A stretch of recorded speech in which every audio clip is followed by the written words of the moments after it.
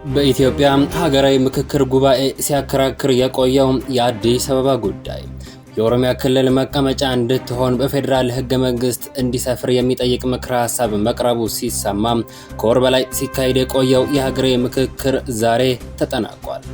ዝርዝር መረጃ ደርሳችኋለሁ።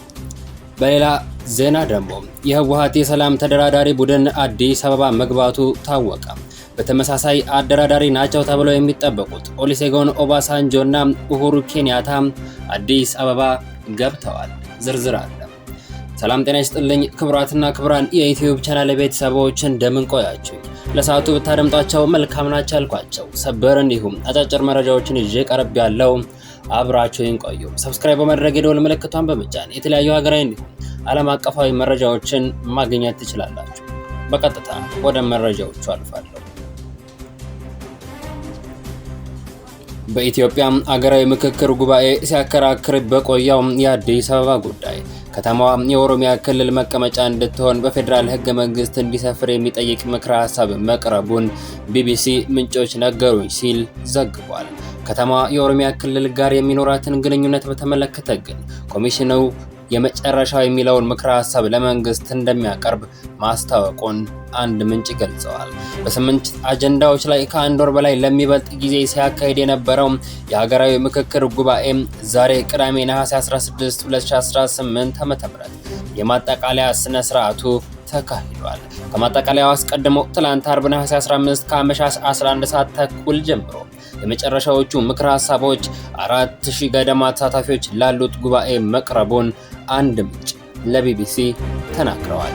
የመጨረሻዎቹ ምክረ ሀሳቦች እንዲገለጹ ሐሙስ ዕለትም የጉባኤው ተሳታፊዎች ተሰብስበው የነበረ ቢሆንም በአዲስ አበባ ጉዳይ ላይ በተፈጠረው አለመግባባት ምክንያት የመፍትሄ ሀሳብ የሚያቀርብ ኮሚቴ እንዲቋቋም መደረጉ ይታወሳል። ይህ ኮሚቴ ከ12 ርዕሳነ መስተዳድሮች፣ ከሁለቱ ከንቲባዎች፣ ከሀገር ሽማግሌዎች እና ከባለሙያዎች የተውጣጣም ነው። ይህ ኮሚቴ ትላንት ጠዋት ሲመክር እንደነበር ለቢቢሲ የተናገሩት ምንጭ 9 ሰዓት ተቀጥሮ የነበረው ጉባኤ በተያዘለት ሰዓት እንዳልተጀመረም ጠቅሰዋል። ጉባኤው ከተጀመረ በኋላ ምክረ ሀሳቦቹ በአጠናቃሪዎች አማካኝነት መቅረብ ከመጀመሩ አስቀድሞ በአዲስ አበባ ጉዳይ ላይ ተጨማሪ ሀሳብ እንደሚኖር መገለጹን አክለዋል። በአዲስ አበባ ጉዳይ ከቀረቡ ምክረ ሀሳቦች አንዱ አዲስ አበባ ራሷን በራሷ የምታስተዳድርና ለፌዴራል መንግስት ተጠሪ የሆነች ከተማ መሆኗ እንዲቀጥልም ነው። አዲስ አበባ ከኦሮሚያ ክልል ጋር የሚኖራትን ግንኙነት በተመለከተ በህገ መንግስቱ ላይ የተደነገገው ልዩ ጥቅም እንዲሻር ምክረ ሀሳብም ቀርቧል። በምትኩም ኦሮሚያና አዲስ አበባ በአስተዳደራዊ ጉዳዮች ላይ የጋራ ተጠቃሚነት እንዲኖራቸው በሚያስችሉ ጉዳዮች ላይ የሚሰሩበት ዝርዝር የህግ ማዕቀፍ ይቀመጥ የሚል ምክረ ሀሳብ መቀመጡን ቢቢሲ አነጋገርኳቸው ያላቸው ምንጭ አስረድተዋል። የአዲስ አበባ የጸጥታ መዋቅር ራሱን የቻለና ተጠሪነቱ ለከተማዋ አስተዳደር እንዲሆን የሚለው ከምክረ ሀሳቦቹ መካከል መሆኑን ጠቅሰዋል። ዋና የክርክር ምንጭ በሆነውና አዲስ አበባ የኦሮሚያ ክልል መቀመጫነት በህገ መንግስቱ እውቅና እንዲሰጠው የሚጠይቀው ጉዳይ ላይ ሁለት አማራጮች ቀርበዋል። ለዚህ ጉዳይ የቀረበው የመጀመሪያው አማራጭ የከተማዋ የኦሮሚያ ክልል መቀመጫነት በህገ መንግስት እንዲሰፍር የሚጠይቅም ነው። ሁለተኛው ደግሞ እንደ የክልሎች ዋና ከተማዎች ያሉ ጉዳዮችን የተመለከተ ድንጋጌ በህገ መንግስቱ እንዲካተትም ይጠይቃል። የፌዴራል ከተሞችን ጨምሮ በሁሉም አጀንዳዎች ላይ የተጠናከሩ ምክረ ሀሳቦች ከቀረቡ በኋላ የምክትል ኮሚሽነሮች አንዱ በሆኑት ዶክተር ዮናስ አዳዬ አለመግባባት በተፈጠረበት የአዲስ አበባ ጉዳይ ኮሚሽኑ ስለተከተለው አካሄድ ገለጻ መስጠታቸውን ምንጩ ተናግረዋል።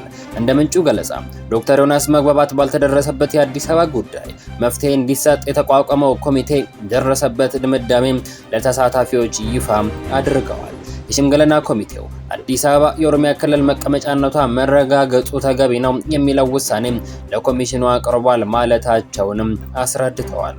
ቢቢሲ አፋን ኦሮሞ ያነጋገራቸው የሀገራዊ ምክክር ምንጭ አዲስ አበባ ከተማ የኦሮሚያ ክልል ዋና ከተማ መሆኗ በፌዴራል ህገ መንግስቱ ውስጥ እንዲደነገግ የሚጠይቅ ምክረ ሀሳብ መቅረቡን ገልጸዋል። የኦሮሚያ ክልል ኮሚኒኬሽን ጉዳዮች ቢሮ ኃላፊ አቶ ኃይሉ አዱኛ በፌስቡክ ገጻቸው ባሰፈሩት ጽሑፍ ከቀረቡት ምክረ ሀሳቦች አንዱ አዲስ አበባ የኦሮሚያ ዋና ከተማ በመሆን የህገ መንግስት እውቅና እንዲያገኝ የሚያደርግ መሆኑን ገልጸዋል።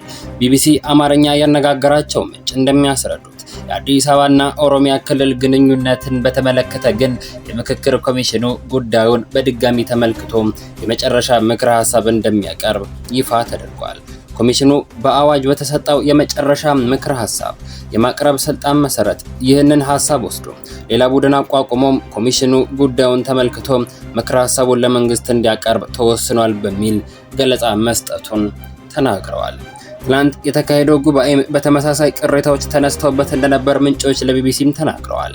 አንድ ምንጭ እንደሚገልጹት ዶክተር ዮናስ ከኮሚቴው የተሰጠውን ምክረ ሀሳብ በሚያቀርቡበት ሰዓት አዳራሹን ጥለው የወጡ ተመካካሪዎች ነበሩ። ጭብጨባና ጩኸት ይሰማ እንደነበርም አክለዋል። ከነሐሴ 8 2018 ጀምሮ ሲካሄድ የቆየው የሀገራዊ ምክክር ጉባኤ ዛሬ ቅዳሜ ነሐሴ 16 ቀን የመዝጊያ ስነ ስርዓት ተደርጎለታል። የኢትዮጵያ ምክክር ኮሚሽን ከአንድ ወር በላይ በወሰደው የምክክር የቀረቡ ምክረ ሀሳቦችን በቀጣይ ለመንግስት እንደሚያቀርብም ይጠበቃል። በመዝጊያው ስነ ስርዓት ላይ ንግግር ያደረጉት ዋና ኮሚሽነሩ ፕሮፌሰር መስፍን አርአያ ብዙ ውሳኔዎችን አሳልፋችኋል፣ እነዚህ ውሳኔዎቻችሁ ወደሚላኩበት ቦታ ይላካሉ ብለዋል።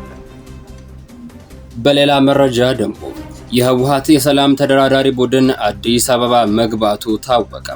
የህወሓት የሰላም ተደራዳሪ ቡድን ከአፍሪካ ህብረት አደራዳሪዎች ኦሉሴጉን ኦባሳንጆና ኡሁሩ ኬንያታ ጋር በፕሪቶሪያ የሰላም ስምምነት አፈጻጸም ዙሪያ ለመምከር ዛሬ አዲስ አበባ መግባቱ ታውቋል። በተመሳሳይ ኦሉሴጉን ኦባሳንጆና ኡሁሩ ኬንያታ አዲስ አበባ ገብተዋል። በፌደራል መንግስትና በህወሓት መካከል ያለው ውጥረት በጨመረበት በዚህ ወቅት ፕሪቶሪያው የሰላም ስምምነት አደራዳሪ የነበሩት የቀድሞው የናይጄሪያ ፕሬዝዳንት ኦሉሴጉን ኦባሳንጆ አዲስ አበባ ገብተዋል። ኦባሳንጆ አዲስ አበባ ከገቡ በኋላ ከህብረቱ ኮሚሽን ሊቀመንበር መሐመድ አሊ የሱፍ ጋር በወቅታዊ ቀጠናዊ ጉዳዮችና ሰላምን በሚያስቀጥሉ ስራዎች ላይ ተወያይተዋል።